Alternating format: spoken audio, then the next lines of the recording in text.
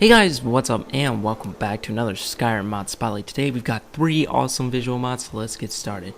For our first mod, you may already notice that this game looks a little bit different now. The first mod that we have is called Ultra Realistic World Lighting for Skyrim. And what it does is it basically ups the contrast in the game, basically giving everything a little bit more color. And I really like this because I don't know if, when I played Oblivion, I loved Oblivion, and I'm just throwing that out there. That game was a very colorful game. There was a lot of greens, there was a lot of blues, there was a lot of reds, purples, yellows, whatever, yada yada yada. But in Skyrim, there's just this overall bleakness to everything. And with this mod, I kind of get back that Oblivion feel to the game, which I really like because I'm very nostalgic about it. So this is a pretty cool mod to have if you basically want a little more color in your game. It also affects lighting as well as weather. It can make the game much lighter or much darker. It's kind of found like a happy medium between normal Skyrim and stupid texturing. It's kind of found a happy medium between normal Skyrim and realistic lighting, because realistic lighting brought so much freaking brightness.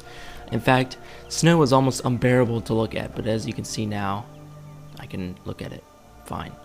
So that is just one big thing that I wanted to show you guys. This is a great mod. So yeah, it affects lighting. Nights are darker, interiors are darker. There's actually 2 ESPs if you want to get one that makes nights a little less darker and interiors a little less darker as well. But I chose just the dark one because I wanted to go for realism on this. So anyways, that's our first mod that I want to show you guys. It's a really cool mod. It basically replaced realistic lighting for me because it did a lot more of what I wanted it to. This next mod, maybe you may have noticed it already, but you can kind of see how my background blurred a bit there. This is a depth of field mod. So now I'm going to focus on something far away, and the tree that is right next to me is going to go out of focus somewhat. Now this mod is very cool because you can tweak the settings for it. Which one do I? It's called Dynavision, by the way. And the way that you tweak the settings is you summon this guy. It's all in-game, which is awesome. And you can change your settings, such as the strength of it, like how blurred it gets, how fast it takes to do it. You can change the advanced settings, like if you're in combat, if you don't want this sort of effect to be going on because it distracts you, you can turn it off, or while running, indoors, yada yada yada, whatever you want. So, depth of field type, I don't think I looked at this. Oh, yeah, there's static and dynamic, which basically dynamic changes, static doesn't. And of course you can just turn it off, but I like dynamic, so we'll keep that one. And that guy just goes away. So it's a really cool mod. It's a little bit wonky at times, because sometimes it'll focus in a way that I don't expect it to, in an unrealistic way. But like I said, you can really tweak it to however you want it to be. For our next mod, oh, this is a dandy area over here. Fox murdered people. I see you. You're a monster. Gotcha. Alright. That looks really cool, by the way, with this mod. It's nice and blue.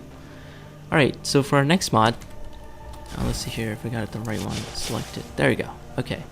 For our next mod, this mod kind of impacts the first mod we talked about, because it allows you to change. It's called Imaginator, by the way. It allows you to change contrast in the game, as well as add tint to things, use sort of like cinematic effects, use preset color schemes, which is really cool. I'm actually using one right now. And you can also reset all your settings if you don't like them. This guy's just sliding away. You can also change like lighting things, like I think it's in here. Yeah, like bloom, sky increase. I'm not exactly sure what that does. In sunlight increase, that increases lighting outside.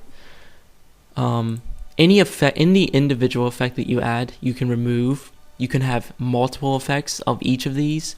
In Tinter, if you wanted a mixture of these, you got blue, green, and then like these sort of colors here, red. You can add them together to get a different effect. You can reset individual things, like I said, or you can reset everything and just get rid of everything. But let me show you some preset color schemes. They're pretty cool. Magic Hour makes it everything a little more contrasted. Adds a little bit of green to it. Let's remove the preset. Warm Northern Lights sort of adds more of a little reddish, I think, a little orangish sort of look. Pixar.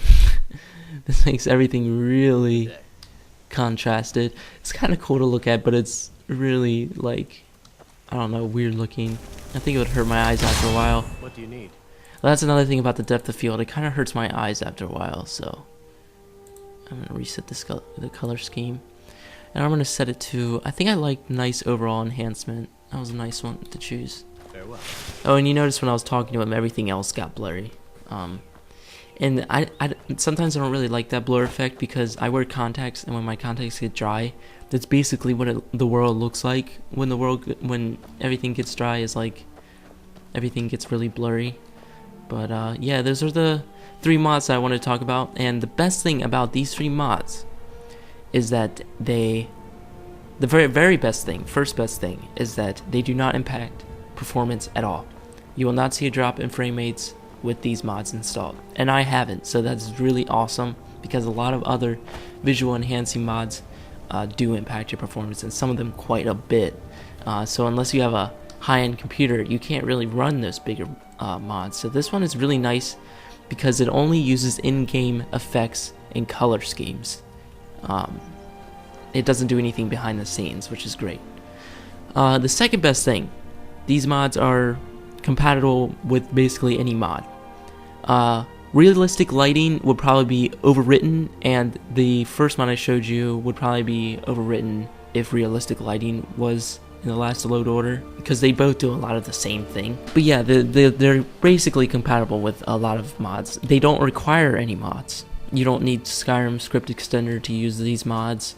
But anyways, guys, thank you guys for watching. I just love these mods. I'm probably going to keep them for all my future videos because they just make the game look so much more interesting. It may just be my personal preference, but I think it makes the game look a lot better.